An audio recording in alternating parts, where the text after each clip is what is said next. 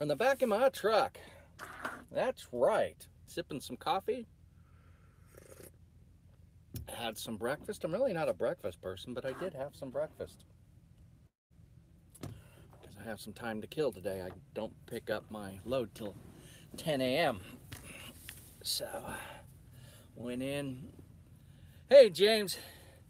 Went in, had a shower. Hey, Steve, how's the foot? Mr. Gimpy Limpy. Hope a speedy recovery there.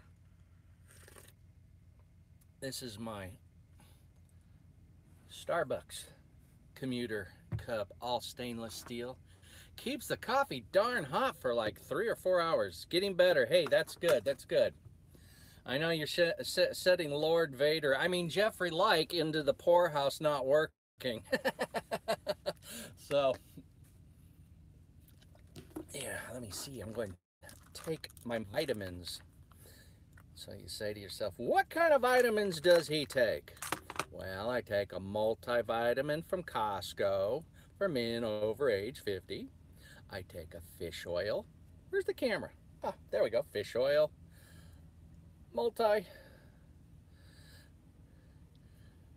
You can't see, it's a little baby aspirin. Vitamin D, because I have a D deficiency, and a little bit blood pressure pill. I'm hoping to get off those things. So.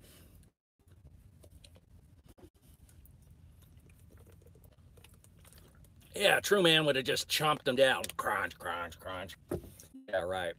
I don't want that foul taste in my mouth. That's only in the movies. So, here's my tale of the day. Is anybody on here? Okay, my tale of the day. I filed for my federal. Well, yeah, I got my authority. It's been going good, but that's what my tale involves. December 20th, I filed for my authority with the federal motor government. January 17th, I got my letter of authority from the FMCSA. Yesterday, I just now got my California interstate motor carrier permit. Took 2.5 months to get that damn thing. Oh, what a pain in the butt. The red tape's politicians. Yeah, Jerry Brown smoking pot, jackass. 2.5 months to get my paper. You know why? No electronics, no email, no texting, no phone calls, no temporary permit while you're trying to get your permit. I'm on my iPad, so I don't know how this looks. It just sits here just nice on the tabletop, so hope it looks good for you guys. Hope you guys hear me all right. Now, California, in its brilliant wisdom in all the modern age of the 20th century, everything's done with a damn carrier pigeon. And they sent me a pigeon that was dead. And then they tried the Pony Express. The horse was dead. Ugh, knuckleheads. Knuckleheads. Now, in the California permit process, you're supposed to go to highway patrol office, a highway patrol office, or a scale house that has a highway patrol officer, and you're supposed to apply for a California number. It takes about, he gives you paperwork, you fill it out, you give it back to him, he looks it over, makes sure it's filled out right, and then he tells you to take it home and mail it to California DMV headquarters of Sacramento. Well, this is snail mail, so it takes a day or so to get there. Now, I live in Fresno. Fresno to Sacramento is about 150 miles, not that far away. It takes 10 days to get your California number. Once you have your California number, then you're supposed to go, you're supposed to get your plates, IFTA registration, all that stuff. Got that, no problem. In fact, I walked away with my IFTA, with a temporary IFTA permit, while my IFTA sticker arrived in the mail. I got my IFTA permit in the mail and the sticker in like 3 days. No problem. Okay, so I have my California number. Now you file for the California motor permit. Nowhere on the application does it say that you have to submit paperwork for a California pull program. I'll get to that, what that is. So I send my little papers off to there. This process will take up to 30 days. Business days, not weekends, holidays in the month, whatever. Ladies on pregnancy leave, maternity leave. Hey, they're short-staffed, people are on vacation. So, you know, California workers, the AFL-CIO union, whatever. I don't give a shit. I'm tenured. You can't fire me. Even if I was humping my secretary on the desk, you can't fire me. I'm tenured. I'm a government worker, and I don't give a shit whether I work fast, slow, efficient, or bad. You can't get rid of me. That's the mentality of government workers. So, I keep going, where's my permit? Where's my permit? Where's my permit? Nobody answers the phone. I finally went down to Highway Patrol and see if they could inquire for me or find something out. Found a really nice lady. She helped me out. She goes, yeah, they received it, but you did not file for a for a pull program. I go, what's a pull program? Pull program is is a thing like Schneider does, where they do a background check on you, make sure you don't have any tickets, DUIs, accidents. That report you pull once a year. I go, nowhere on the application does it ask for that. Well, in order to get the carrier permit, you need to file for this. I go, why wasn't I told this when I filed? Again, no temporary permits, no temporary pull program. Got to file it. And it gets attached to the application for the California permit program. So another 10, 15 days go by. Phone calls are made. What's going on? What's going on? I finally get a letter in the mail stating, hey, we received your pull program. You've been accepted. Here's your background check.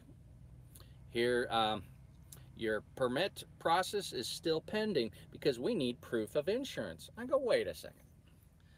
Filed with the FMCSA, they required me, the federal motor government of the United States of America, Donald Trump, whatever, Senate, Congress, let liberty ring, says I have insurance, lets me have a permit. But in the glorious wisdom of California, they need proof too. So I call my agent, and it's an MC3 stroke dash number 29, whatever, mumbo red tape. They send it on in. A week goes by, nothing. We called in again. Oh, well, that process can take another 3 weeks.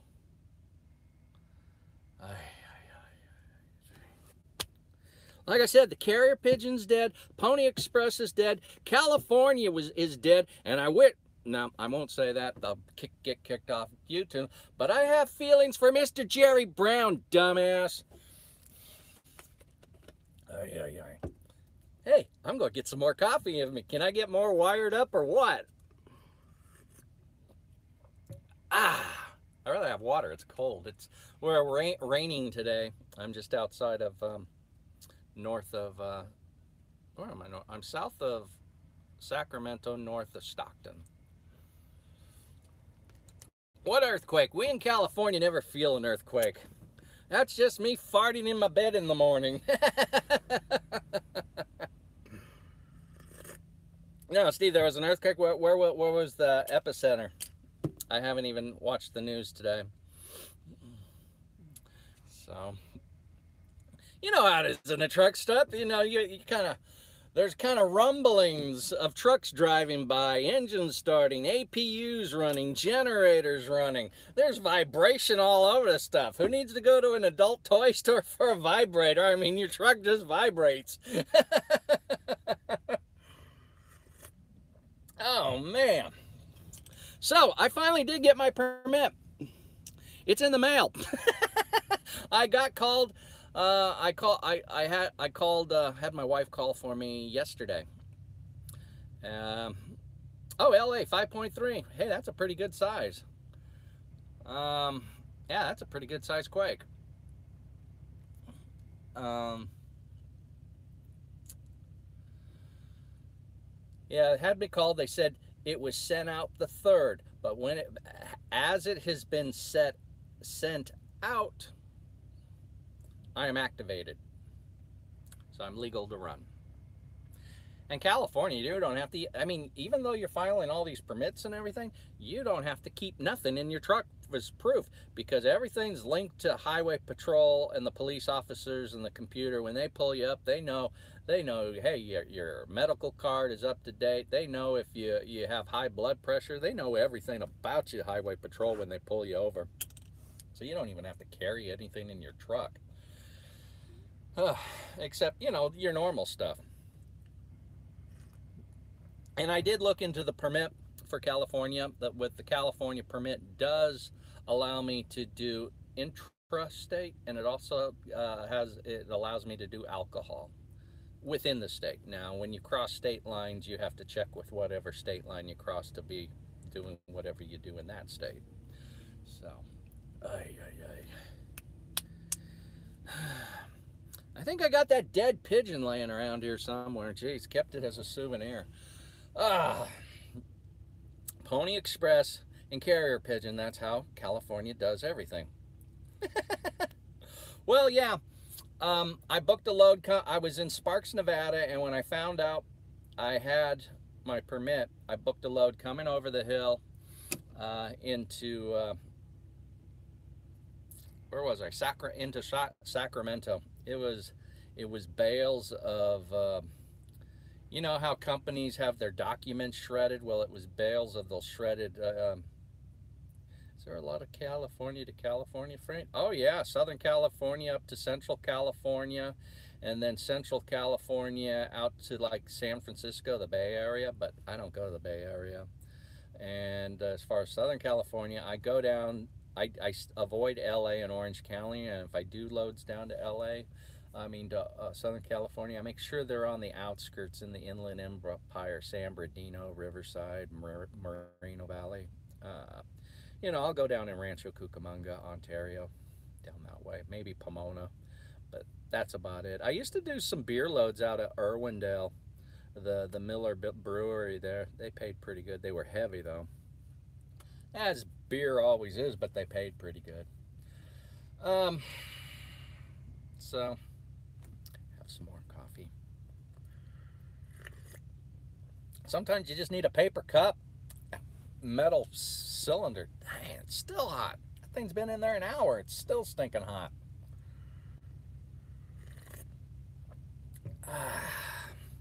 In fact, I went and I bought me 20-ounce paper cups, or are they 16-ounce? So if anybody sees me and wants a cup of coffee, I got paper cups. Or I'm talking to a receiver, ask him, hey, you want a cup of coffee? I'll make you a fresh cup of coffee. I'll make him a cup of coffee.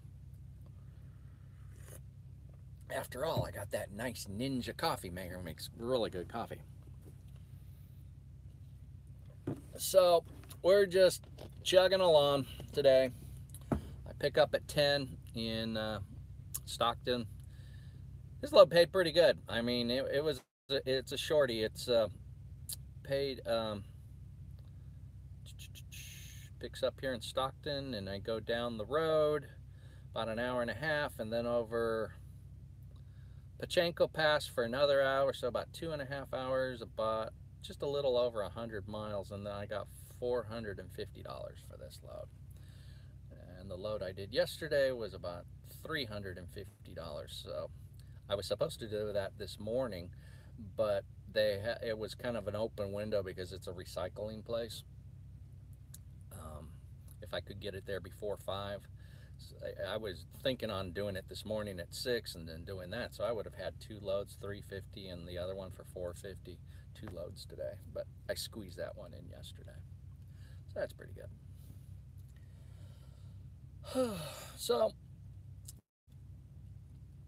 we're doing all right. We're making some money. The first month was sketchy because of this permit. I had to deadhead out of the state, either to Sparks, Nevada, Las Vegas, or into Arizona to get a load. And then work out of state. I could do whatever I wanted out of state, hauled loads around, but I couldn't bring loads back into California because I didn't have that permit, so I would have to deadhead back in when I wanted to come home. Well, I didn't come home too often. I was going out 2 and 3 weeks at a time and just staying out. And then when I just got burned out, I just said, I just got to come home for a few days. So, talk about loss of revenue and income. Jeez. But hopefully that will balance out. One time I did kind of come in under the radar into California. It was into Victorville to do a load, and I came in the back way without the scales. Kind of came in through Lucerne Valley and through 29 Palms in the back way into Victorville. And don't tell anybody. And then I just dead-headed home from Victorville home. But nobody knows about that one. Shame, shame.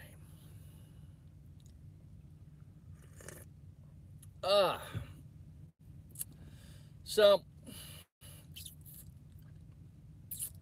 it's raining here this morning.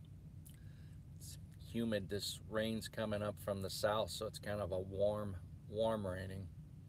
I was wearing shorts this morning, but I don't know. You feel it's raining, you should put on a pair of pants. It's warm.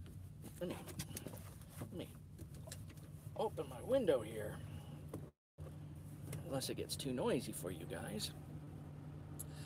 So, another fun-filled factoid of the day. California and I just don't mix well. We're talking about moving. I have my DOT, my Federal Motor Carrier Safety Audit. I got to do it through all emails, so I uploaded all my documents over the weekend to them. So they should be happy. I actually talked to the guy on the phone. He said what he's going to do. He says he only does this part-time. I guess he's a highway patrol officer, and he does this in his spare time for, you know, a little extra income. So he says he'll look over the documents, he'll call me up, and we'll do like a phone interview. He'll ask me some questions for, he said, about a half hour, an hour. He says, if I see anything that you might be short, I'll call you up and say, hey, you forgot a document or something, send it to me. I haven't got any phone calls or emails on that, so I must have done everything right. I mean, it's pretty self-explanatory. It gives you a list. You just go down, check off. Okay, yeah, sent him a driver list. Checked it off. Okay, I sent a vehicle list. Okay, you want a copy of my driver's license. Here's my funny face. Checked off. I want a medical certificate. Checked it off. You know, drug consortium. Checked it off.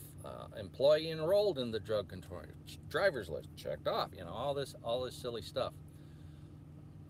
A month's worth, 30 days of logs. Check it off. You know, so it was real simple. The only thing is they required a special form for your insurance. You just couldn't take your normal proof of insurance. You had to have your agent do an MCP-90 upstroke, backstroke, sideways stroke, blah blah blah, red tape. So my agent's pretty good. She I just emailed her, say, hey, my DOT safety audit, I need blah blah blah. She said, okay, working on it. I'll send you a copy. I'll also and you can upload it. And then when you do your carrier permits, carrier packets and stuff, and they want the insurance binder in the bottoms, rather than saying owner copy, they want their little name in there, like Night Transportation, CR England, in the little bottom corner. Why? I don't know. But some carrier packets want that in the bottom left-hand corner of the form. So they just take care of that, email it to me, then I just email it to wherever. But I'm going to go home. I'll either get home late tonight. My appointment for delivery in Gilroy is 4 o'clock, and I'm supposed to pick up at 10, so I'm hoping to get in there at 9, pick up at 9, and I'm hoping maybe I can deliver at 2 and get home by dinner. If not, I'll get home a little bit later that evening. If it's too late, I'll just sleep in my truck, and I don't want to wake my wife up. And I'll just have her pick me up in the morning. I can't park at my house. I park about 2 miles away. I guess I could walk. You know what? That's what I think. It sounds like a lot, but after you complete something and then you look back at what you've done, you go, "Wow, it's pretty easy, pretty easy." Um, you just have to keep records. You don't throw anything away. You just have to keep records, and you got to you got to be a little organized. I have a paper file cabinet with paper documents, and I have a Google Drive account, so I have lots of folders and things. Take a picture with Cam Scanner or Tiny Scanner and just upload it. So I have a digital copy and a paper copy. So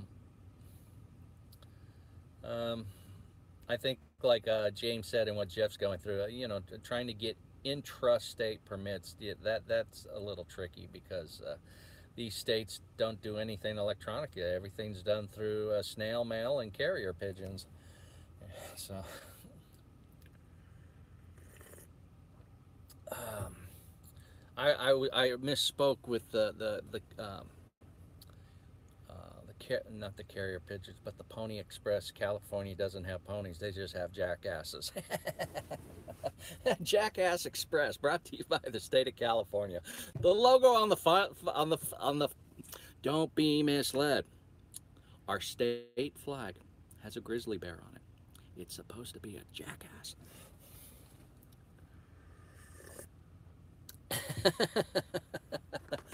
California is the secret rumor is it was supposed to be a jackass.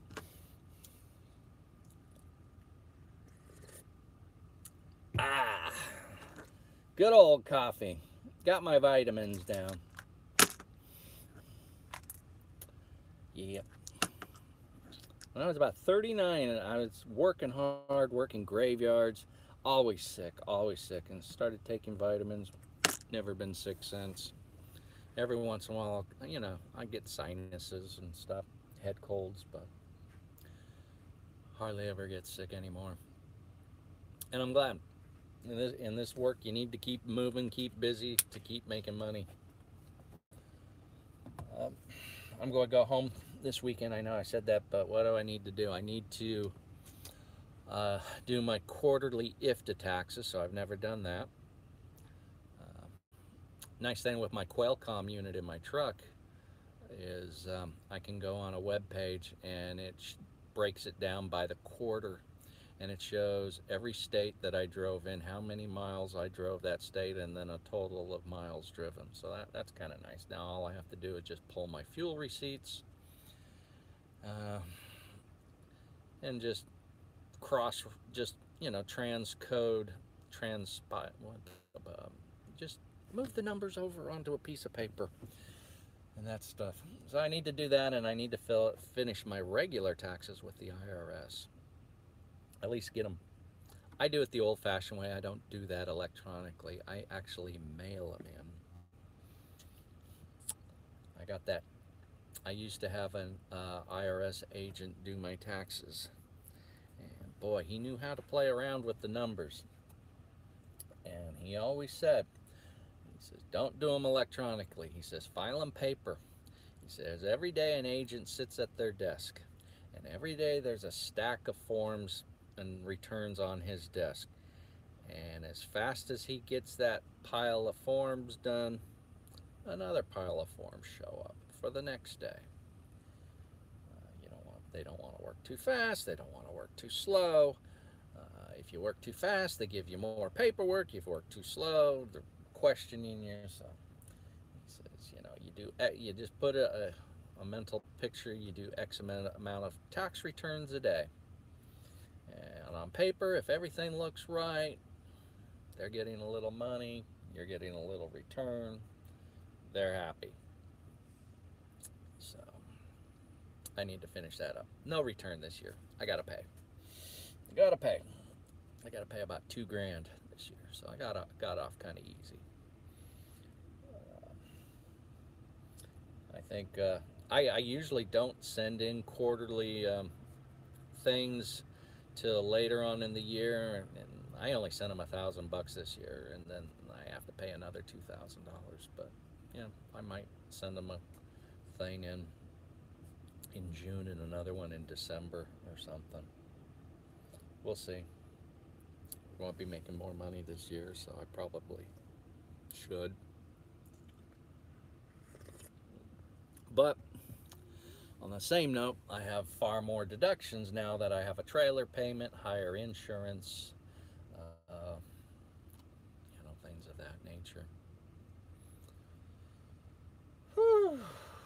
So it's been interesting. Been interesting. Got my permit. Only took 2.5 months.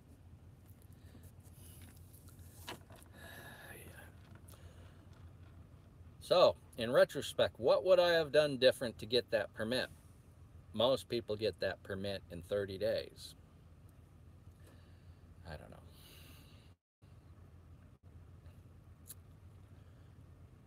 Maybe done a little bit more research into it, I guess. But, yeah, it's done. It's over. It's trucking. Goes along with the nature of the beast. So, how stupid things are sometimes in the laws of the land that we live in. They make it difficult. Make it very difficult. I still got to figure out that trucking office. I'm going to make a video on, I use Kevin Rutherford's Let's Truck Profit Gauges. I really like that program. That is a great program, and I'm going to do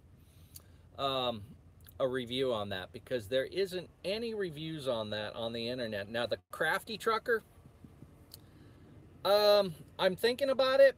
I want to see. Right now, I'm just concentrating on making some money. In order to get my authority, I dwindled down a lot of cash reserve, and then I did a little credit on a few things. So I'm trying to, and then I want to, pad that savings back up. Now August is a ways off. I'm hoping by August I've done a good job of doing some of that. So I know last year when you go to these truck shows, you go to GATS. I know last year, it was fun, great meeting people, but you lose some money because you're kind of down going to that.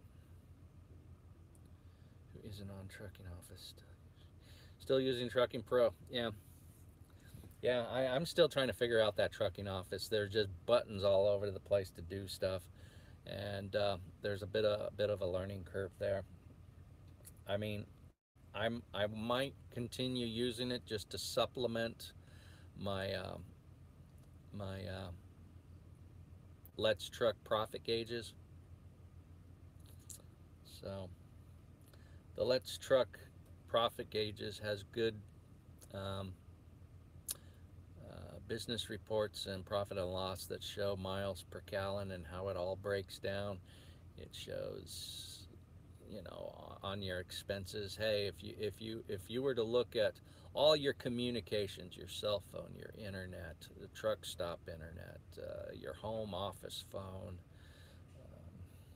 your Sirius satellite radio, that falls under communications, your DirecTV if you have that in your truck, and you look at that monthly, it tells you, every little item, it breaks it down by per mile on the business report. So you can, it's funny, you look at and you go down the columns, look every 17 cents a mile, 2 cents a mile, 3 cents a mile, 6 cents a mile. The biggest expense is your fuel. It's like 26%.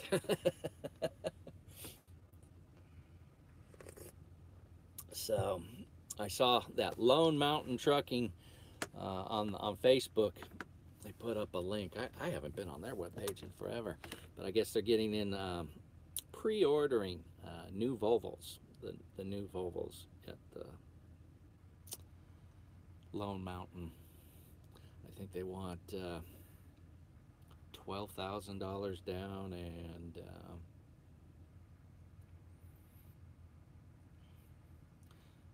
I think your payment would be $2,600 a month, $2,695. I don't know if I want to make a high payment. Oh yeah, yeah. I really like the stitching on the. They put a lot of detail into the seats, and put some really nice gray leather with orange stitching. They look really, did a lot of detail. And they changed, I mean, the dash is the same, but they changed the lighting. My biggest it's like, Volvo, what were you thinking putting a bright amber orange light system in the truck? I mean, I can't even change it to green or colors. The big old dumb orange. I mean, it has useful information in there, but come on, orange? Yeah, that's real easy on the eyes. Must be a British thing. European thing. To all the people in Europe and Britain, I do not take offense on what I just said. Lighten up! Everybody's so sensitive. A big orange box. Might as well have a Jack in the Box in my truck. Jeez.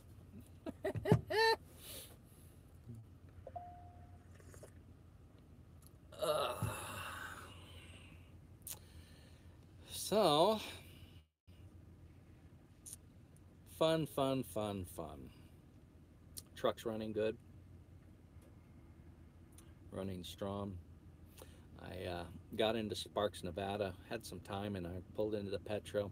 There was nobody at the Petro mechanic shop. So I said, yay, it's a quarter time. Had them do a DOT inspection on my truck and my trailer. Everything's good. I like that when everything passes. The mechanic, I usually ask the mechanic, I said, well, anything you notice, anything I should be aware of, anything coming up that you kind of saw that was a little loose, or something that might have been in question, or anything that I might be concerned about. The guy took me around, and he says, you see your exhaust right there where it connects right there by the turbo? I go, yeah. He says it's a little loose. I think the gasket inside. He says, do you smell any exhaust? I go, no, I don't smell anything. He goes, well, he says, those are like ceramic gaskets. He says, if you want to just go over to the Volvo dealership and get a gasket, change it out yourself. All you do is undo that one little bolt, splits apart, put a new gasket in, put it back together, you're good to go. So when I get home, well, you know, the thing is, right across the street was a Volvo dealership. And I went in there, and I looked around. I was in there 20 minutes. I was the only one in there. There was 4 people. I had a driver ask me if I would hire him the other day. And I said, I'm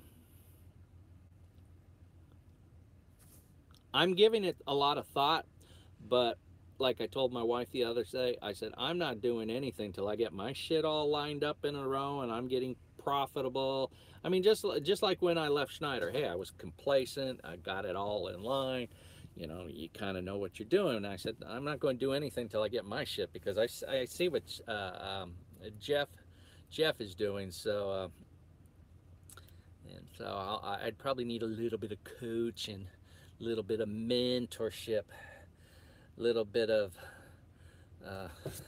Lord Vader training. I'm just messing with you, Jeff, if you're watching. Lord Vader rules with an iron fist, a black leather glove. I thought about it, but I see what Jeff's doing, and he's kind of transitioning, going from full-time driving to part-time driving. And I got to admit, everything he's doing part-time in the back office is everything I hate about this business. All the paperwork, the phone calls, That's the stuff I don't like doing.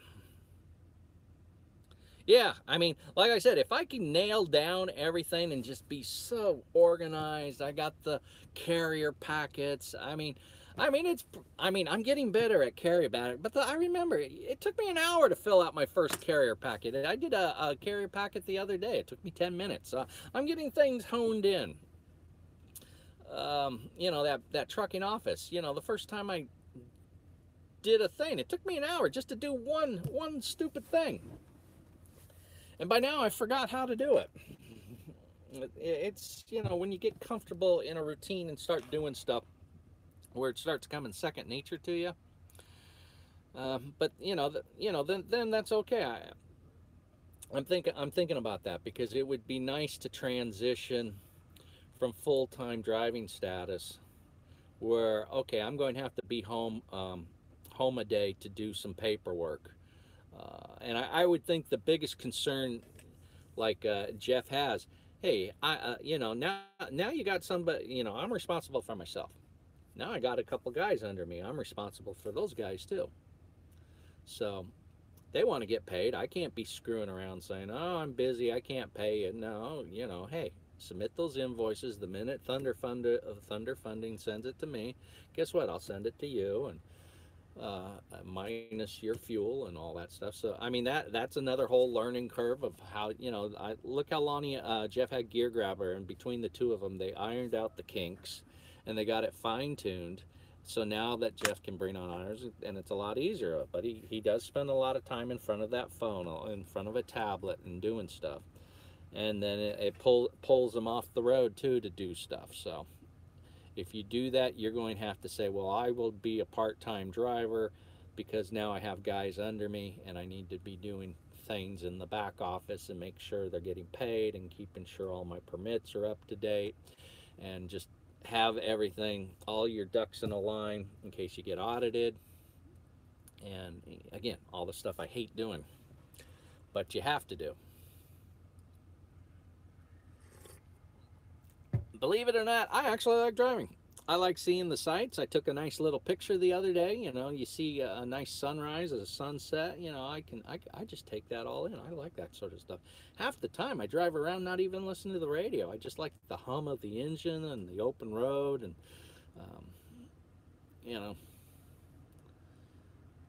that sort of stuff. Now we can listen to, I don't watch it, but I can listen to a YouTube video with the push of just one little button, it's not distracting me. And because I do drive in the desert. Now, when I'm in metropolitan areas, man, my eyes are on the road, hands are on the wheel. Nothing is, I'm not even taking phone calls or doing anything. But out in the desert, because I'm out in California going to Arizona or whatever, hey, I can listen to a YouTube video. I find that more entertaining. Like, I laughed so hard when I watched listened to James the other day when I was going to Sparks, Nevada. He was talking about the Road Dog Radio, those two idiots on the morning show. Oh gosh, I thought I was the only one who felt that way. Gosh, that was so funny. I laughed so hard. I had to sip some water. I started coughing. Road Dog Radio, that was funny. Yeah, those two are a bunch of, how in the world did they syndicate, there you go, syndicate a show like that? Show of apps, it reminds me of the show Jerry Seinfeld, a show of absolutely nothing, but people watched it. Well, that's that radio show of absolutely worthless information. In fact, I canceled my XM radio because I got tired of too much stuff on the dash, because I put now, by the time you put a GPS, you got your cell phone in a cradle, you got your, what is it, your Qualcomm unit, your E-log system. I have a tablet sitting there. Last thing I wanted was another gadget. I like I told her, I said, you know what? If I can buy me a radio that has it built in, yeah, freewheeling. That's the, yeah. Yeah, that's freewheeling. Dumb show. I like the one that came on in the afternoon. Um, and then Kevin Rutherford had some good stuff, but most of the most of the guys would call in and just bitch and moan all the time, and you get tired of listening to that. But he added some useful thing. But you know, Kevin Rutherford's one of those things you got to take it with a grain of salt because he is trying to promote a product, sell his name, a brand. Okay, yeah, yeah. So he's promoting his label, and then when it was Schneider, a lot of the stuff didn't apply. A lot of stuff didn't apply because we were leased on. But you know, I agree. I agree with about the point of relationships, building relationships, and I think that's in networking with people. You know, look what we just do on YouTube. You know, just the dumb stuff like that. You know, we pick up information here and there. We get to know a few people, learn from each other's experiences. Um, I have this one broker, and I laid it all out there. I said, "Look, I need to keep busy." I was kind of doing like what you were doing with Landstar Leave. I was in between loads too long, or I was sitting on a load that took too long to deliver. There was just too much time in the load itself. And I hooked up with this broker with C.H. Robinson. And as fast as I have a load book, he's calling me back in 20 minutes. Hey, I see this load, and this load um, in these areas. And he's kind of getting how I work. I'm getting kind of how he works. He's calling me a little less, but I'm booked out till next Wednesday, going back out to Phoenix. And he offered me a couple things. He even tells me, hey, this is. I'll tell him, well, I'm thinking this price. And he goes, well, they kind of got this price into it. He says, let me call that broker and see if I can't get them up for you. So he's willing to go out, work with me. Yeah, I even went to um, Shooter McGavin, Dan Price. He mentioned that for the I think he still does it, but he recommends hiring a dispatcher. Uh, you know, because they know what brokers you can work with, which ones you can't work with. They know, uh, depending on the length of your authority, which ones they don't even bother because you need 6 months or whatever. So Dan recommends a dispatcher. I tried that. I was all set up and going. They constantly called me, and the guy had no experience of the California. All he could find me were loads for $1.12 a mile, $1.15 a mile. And I said, you know what? I'll put up my 30 years experience against your knowing jack shit, and I'm getting $1.90, $2, 2.10, 2.20 a mile in California all week long to compared to the crap you want to give me. No, thank you. In fact, I finally told him stop calling me. I said, I'm not going to do loads with you. I said, you have no experience whatsoever in California, and I'm not going to do business with you. So, I mean, there was no contract or anything. And what they wanted was if you did a load with them, they wanted 5%. Now, I would be happy to pay the 5% if it was keeping me busy, bringing the revenue in. And because at that time I was really struggling on doing it, I was getting a little desperate. So that's why I reached out to these people. Luckily, this broker came in and he's been keeping me busy. And like the other day, I did a load with Coyote Logistics. It was funny. I sent him a text. I said, Anthony, I said, I hate to break it to you, but I found a different load. I went to the other side. He goes, you traitor. I said, you ever watch that show Big Bang Theory? He goes, yeah. I said, well, you can call me a rat bastard. I said, I went to the dark side. I said, but however, I'm giving you first chance because now that puts me into this area on this date. So if you want to start looking around and seeing if anything comes up interesting, give me a call. And it frees up my time while I'm driving.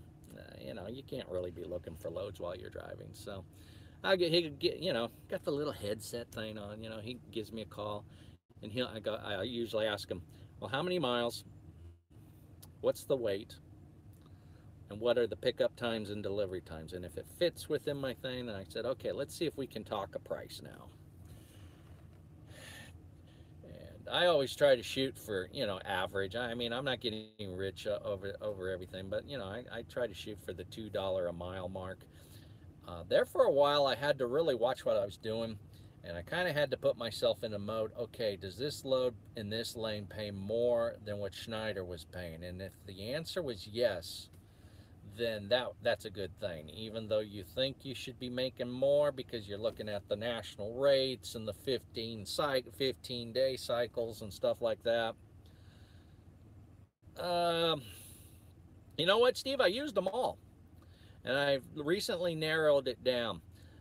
I started out with 123,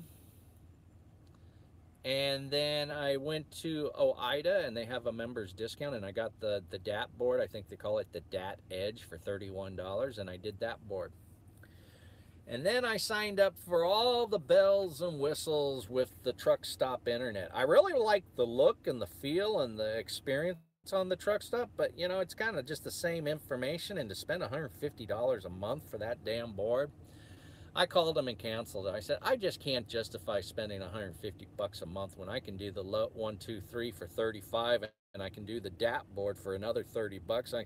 Between the two boards, $70, and I have two boards versus one board. So I do that, and then I look at the local boards. You look at Convoy, you look at Uber, you look at C.H. Robinson. Who else do I have? Let me see. I've got my phone here.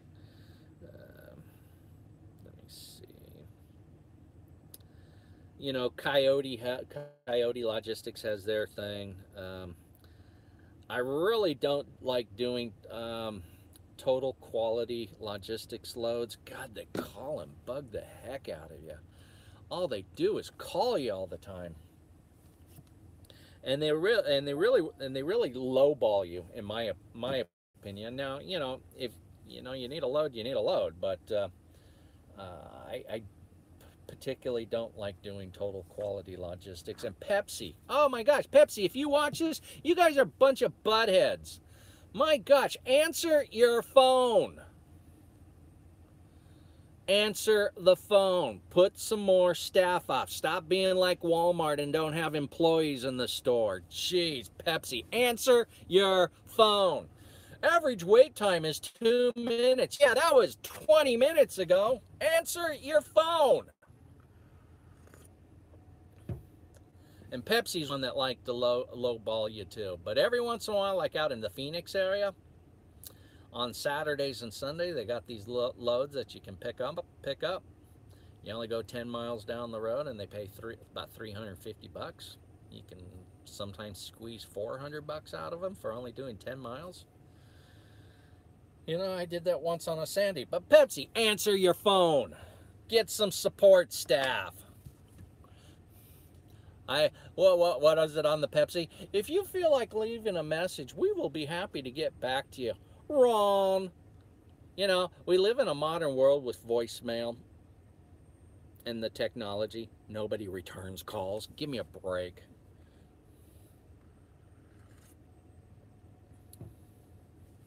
For Pepsi to be the next generation, you're in the slow wagon to the sandbox, you 2-year-old. Answer the damn phone.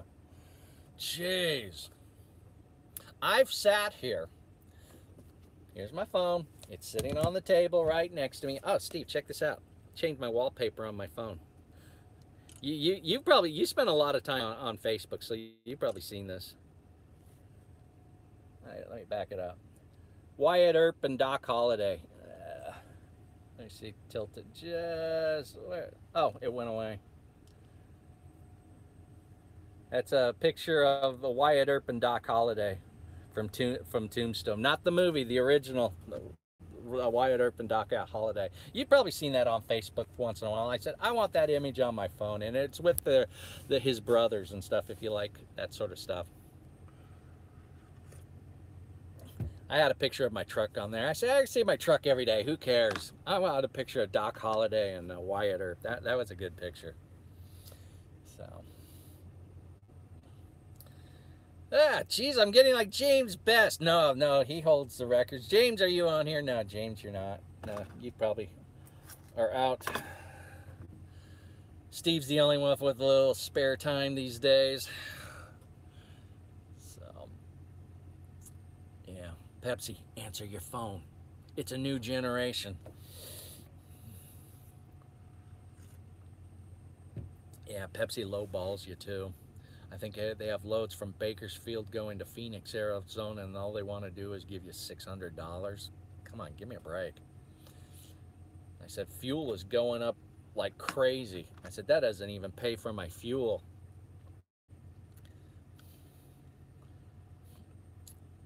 So, but I did go to Texas. I took a load out to Dallas. Where did I go? I delivered out to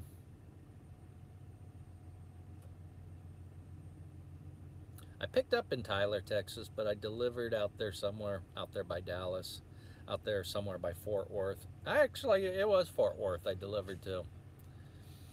And then when you do the load boards out in Texas, oh my God, I was blinded by the loads. Just blinded. It was like, where do I go? There were so many loads out there. Luckily, that guy with C.H. Robinson found me a load coming back, so that was good. But, you know, normally I don't do that stuff, but, you know, the California permit thing, I said, I just might as well see part of the country and just go. I'm going out for 2-3 weeks at a time. So that's what I did. Stepped outside of my comfort zone a little. Went into Texas a little bit more often. So that was fun. But now that I got my permit, I might have to do an Uber freight load. They have these loads that go down out of Oxnard up to Woodland, and it's like 400 miles, and they pay over $1,000. $1,100. Easy loads. Procter and Gamble to Target.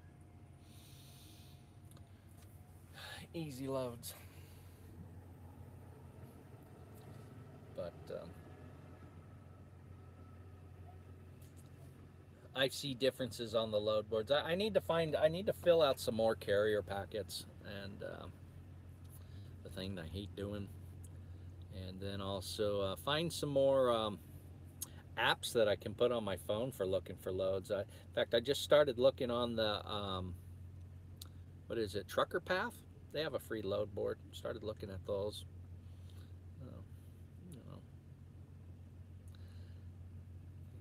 I was really surprised, you know, the rejections of carrying loads, you know, being a new carrier. You know, you call, hey, you take new carriers. How long you been a carrier? Oh, so many days. Oh, no. Wait, call us back when you have X amount of days or a year. I found this one carrier,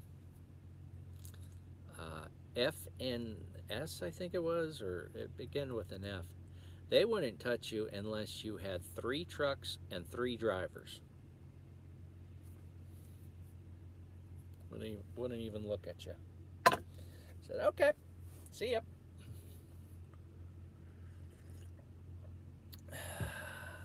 All right, my coffee's kind of getting down to basics. Oh, that's good. That's good. Good. Good coffee.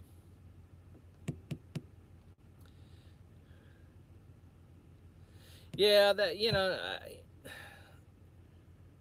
I think some of these boards, you know, what do you say? Fly by night? You know, they're here today, gone tomorrow. Do they really? Are they legit?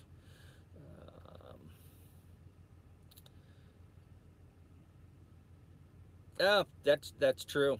Yeah. Or, you know, here today, gone tomorrow. Are you going to get paid? Will there be problems getting paid?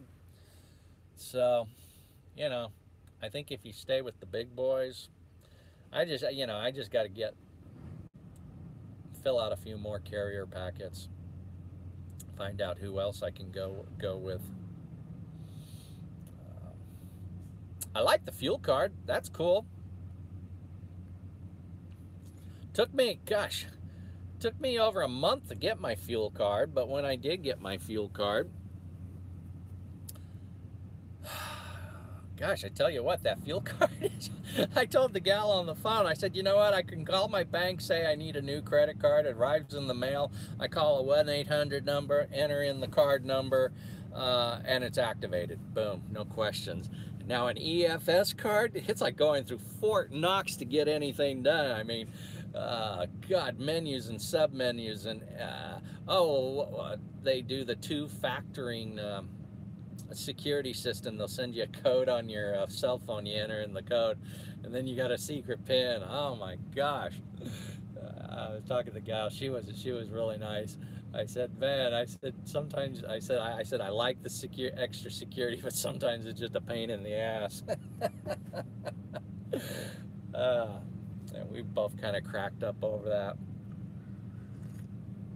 But I think Jeff said something. He's because I think I set mine up where you enter a driver number, you enter your mileage.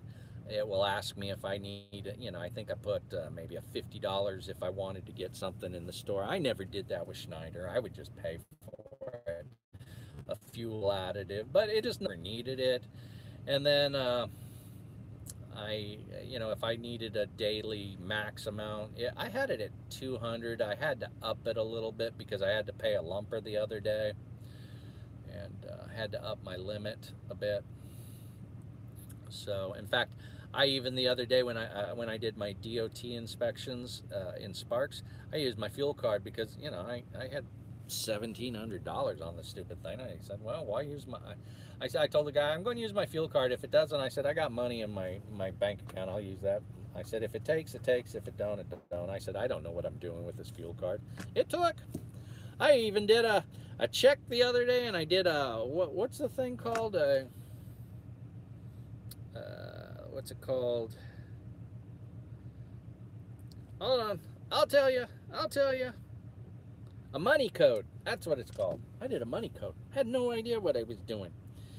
It was at an Albertsons distribution center, and the lumpers get paid.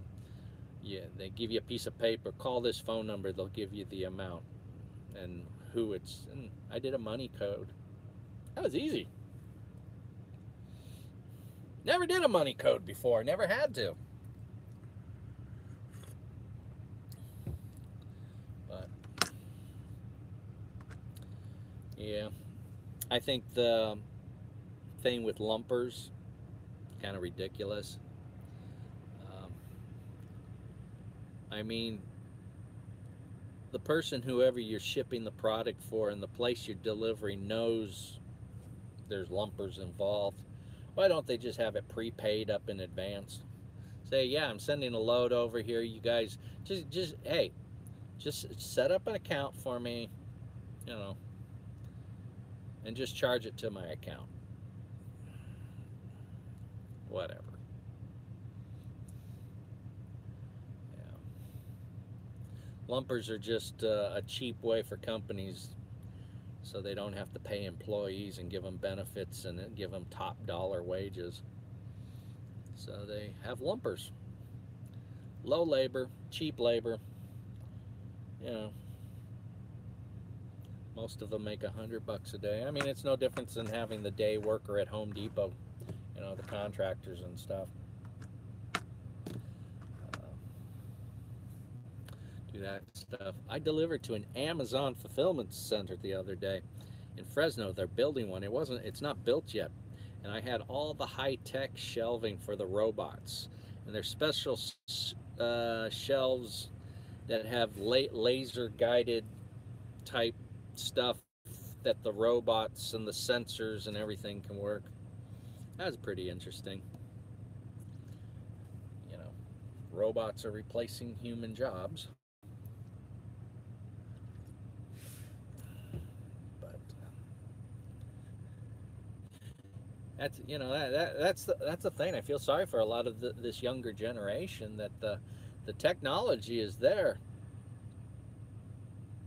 but opportunities aren't. Everybody said, you know, the public education wants to educate everybody. They've done away with so many programs, the arts, done away with the shops. They're just focusing on education. They're saying everybody has college potential, where I think there's a growing majority, there's a huge need for trades. And back in the day, you could get in with apprentice. They had apprentice programs. Get in, be an apprentice, doing this, doing that, do it so many years, move up to journeyman level of electrician, plumber, whatever, air conditioning. You know, shops don't. Well, even as drivers, how many jobs where there was drive? Well, now drivers will hire you, but you know, you could do a ride along. You know, training programs. Now trucking industry is going back to that, but you sign a 1 year contract or whatever, they'll do it, and they own you for a year.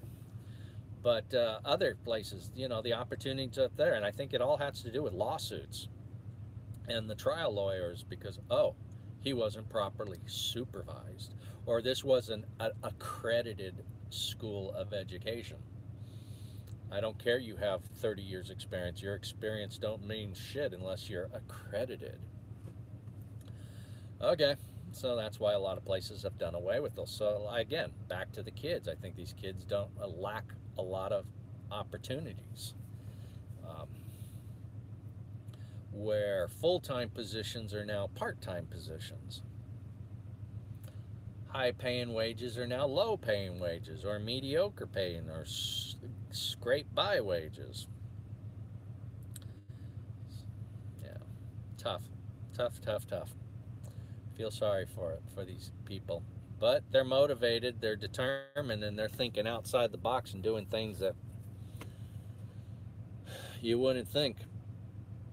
My oldest daughter, she is into billing and coding of the medical insurance profession, and you know, she's worked at dentist offices and doctors offices, and I said, you need to take your act on the road, get yourself the most powerful laptop, computer, and tablets that you can get, and go door to door to these places and say, this is what I do, I'm offering a service. You know, the first 2 weeks are free or whatever. Let me get you all into the system, and you know, that sort of stuff, or do something.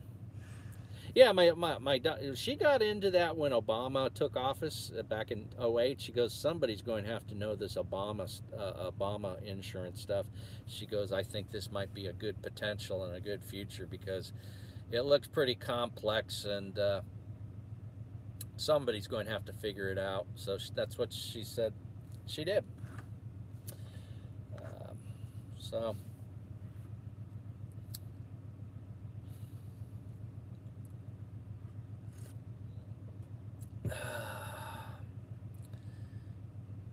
so that's what she's up to. My youngest, she she's married. She doesn't work. She's got a lot of medical issues with her. She can barely walk. She has a cane. She has to walk around with a cane most of the time.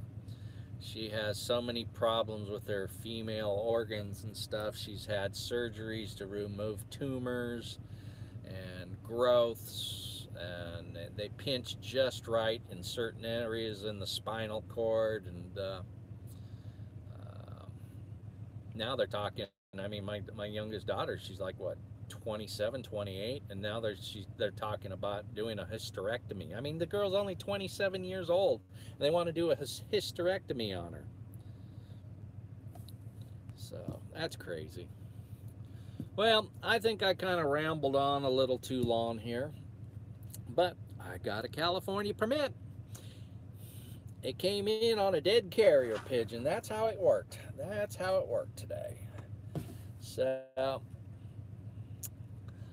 I probably, when I can figure it out on how to do, you know, where you can record what you're doing on the screen, and your little mouse goes to this place and records your screen action. When I can figure that out, I'm going to do a review on that Let's Truck profit gauges. I think it's a good program. I think um, drivers should be aware of their options. Everybody, you know, fog line software, and also this new thing Jeff's doing with the trucking office. Good stuff. What's one more? Throw out another option out there for drivers to look at. And I'll show what I did with Schneider, and I'll show you what I'm doing now. Show you what the business reports look like, profit reports, end of the year tax statements. I know Crafty Trucker. I really like their trucker, Heather and Jason. That's a channel I like to watch. They have good content, good, decent people. She did a thing on it years ago, and it was pretty good. Got me interested in it, so I'm still using it. Still using it. Just easy to do. Hardly any time doing it. I should be doing that. I should actually entering my expenses for the month of March in that rather than sitting here making this video. But again, why do I want to hire drivers and do more paperwork when I can do a YouTube video and do absolutely nothing?